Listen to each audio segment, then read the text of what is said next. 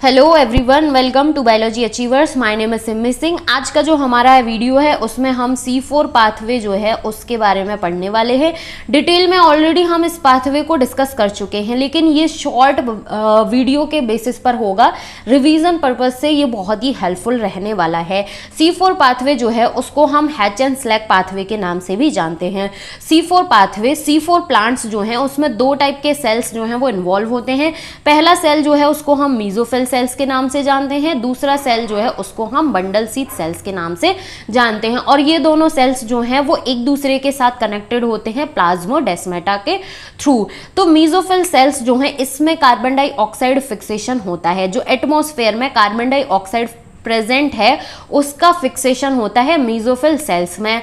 अब क्या होता है, कार्बन डाइऑक्साइड आया एटमॉस्फेयर से, मीजोफिल सेल्स के अंदर फॉस्फोइनोल पाइरूवेट, जिसको हम शॉर्ट में पैप के नाम से जानते हैं, ये प्रेजेंट है।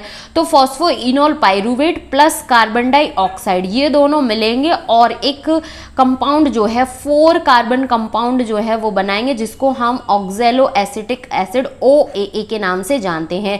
अब ये जो रिएक्शन हो रही है, इस रिएक्शन को कौन सा एंजाइम कैटालाइज करता है, जिसको हम पैपकेज फॉस्फोइनोल पाइरूवेट कार्बोक्सिलेज के नाम से जानते हैं, जो कि मीजोफिल सेल्स में प्रेजेंट होता है। तो पैपकेज नाम का एंजाइम जो है वो इस रिएक्शन को कैटालाइज करता है। दैट मीन्स कि ऑक्जेलो एसिटिक एसिड का फॉर्मेशन करता है, जिसको हम C4 एसिड के नाम से भी जानते हैं। ठीक है। और जो मीजोफिल सेल्स हैं, इसमें बहुत ही इंपॉर्टेंट पॉइंट है कि मीजोफिल सेल्स जो हैं उनमें रुबिस्को नाम का एंजाइम जो है वो एब्सेंट होता है। बहुत ज्यादा इंपॉर्टेंट पॉइंट है ये नीट एग्जाम के पर्पज से। अब मीजोफिल सेल्स में C4 acid, 4 carbon compound ऑक्जेलो acetic acid ये जो है बन गया।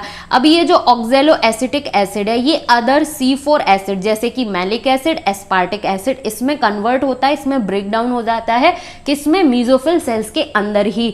अब ये जो अदर C4 एसिड बने, मैलिक एसिड या फिर एस्पार्टिक एसिड, ये का है क्या होता है, इनका ट्रांसपोर्ट होता है प्लाज्मोडेस्माटा के थ्रू। कहां पर, बंडल सीथ सेल्स में। बंडल सीथ सेल्स में ट्रांसपोर्ट होकर आ गया C4 एसिड। अब ये जो C4 एसिड आया इसका क्या होगा, डीकार्बोक्सिलेशन। डीकार्बोक्सिलेशन मतलब कि कार्बन डाइऑक्साइड जो है इससे रिलीज होगा और एक C3 एसिड बनेगा। ये C3 एसिड क्या होता है, ये C3 एसिड होता है पाइरूवेट। ठीक है, ये C3 एसिड बना, कार्बन डाइऑक्साइड रिलीज हो गई। ये कार्बन डाइऑक्साइड जो है वो किस में फिक्स हो जाती है, केल्विन साइकिल C3 पाथवे जो है उसमें फिक्स हो जाती है।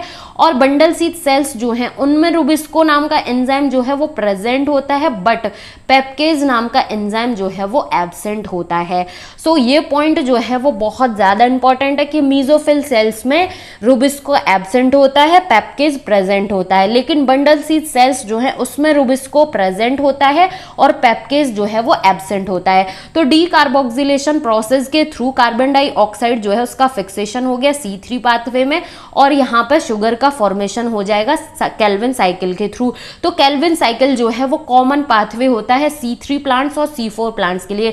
C3 प्लांट्स जो हैं उनमें केल्विन साइकिल मीजोफिल सेल्स में रन होता है, लेकिन C4 प्लांट्स में केल्विन साइकिल जो है वो बंडल सीथ सेल्स में रन होता है। और ये जो C3 acid that is pyruvate जो बना है उसको बैक ट्रांसपोर्ट कर दिया जाता है मीजोफिल सेल्स के अंदर थ्रू प्लाज्मोडेस्माटा। ये आ गया मीजोफिल सेल्स में, इसका क्या होगा, रीजनरेशन होगा। रीजनरेशन के बाद ये अगेन फॉस्फोइनोल पाइरूवेट जो है उसमें कन्वर्ट हो जाएगा और इस तरीके से ये जो C3 पाथवे ये भी एक साइक्लिक प्रोसेस होता है, इस तरीके से साइक्लिक मैनर में चलता रहता है।